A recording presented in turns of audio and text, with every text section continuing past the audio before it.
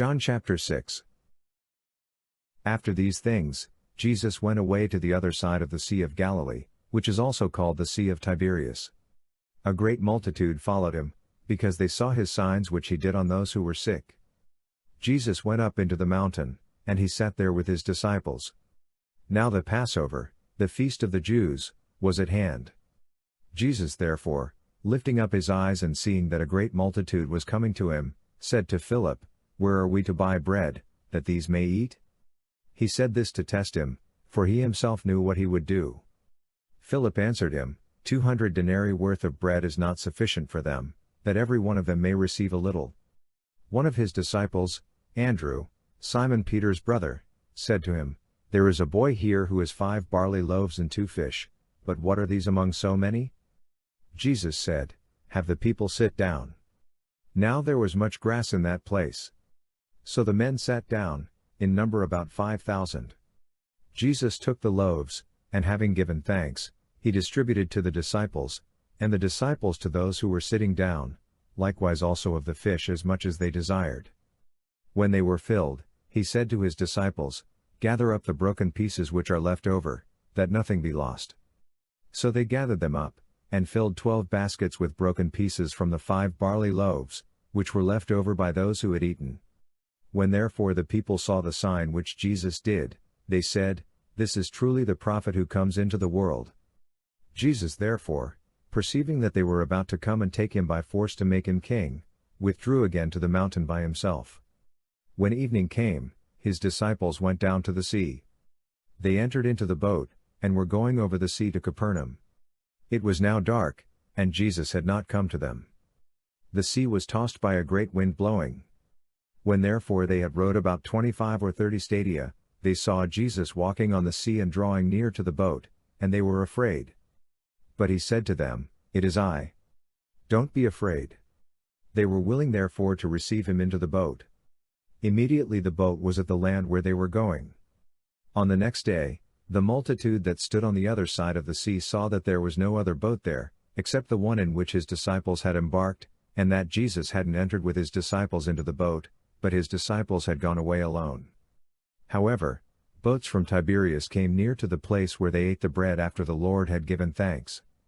When the multitude therefore saw that Jesus wasn't there, nor his disciples, they themselves got into the boats and came to Capernaum, seeking Jesus. When they found him on the other side of the sea, they asked him, "Rabbi, when did you come here?" Jesus answered them, "Most certainly I tell you, you seek me, not because you saw signs, but because you ate of the loaves and were filled.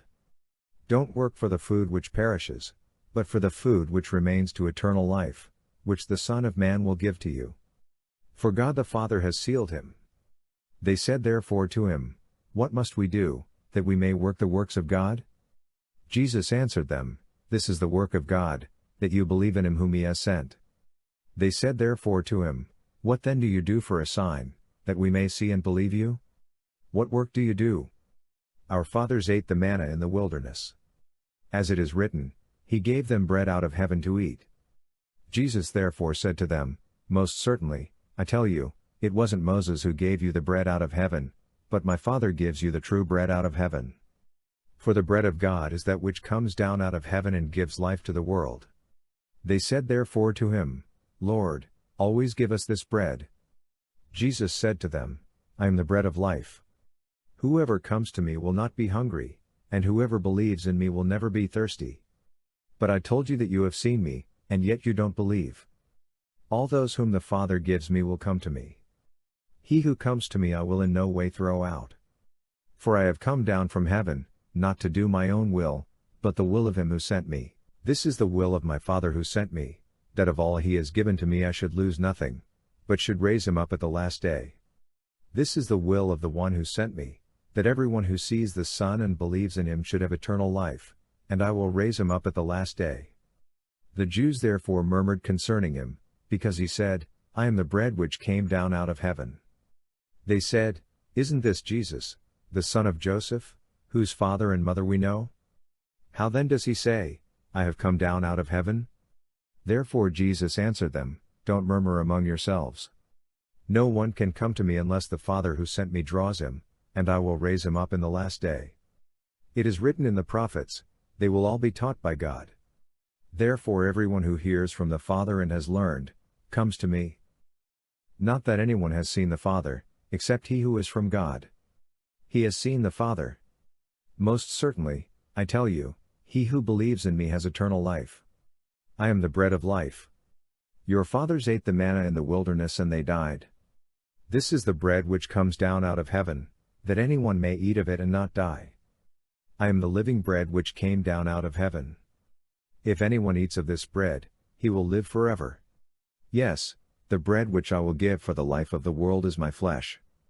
The Jews therefore contended with one another, saying, How can this man give us his flesh to eat?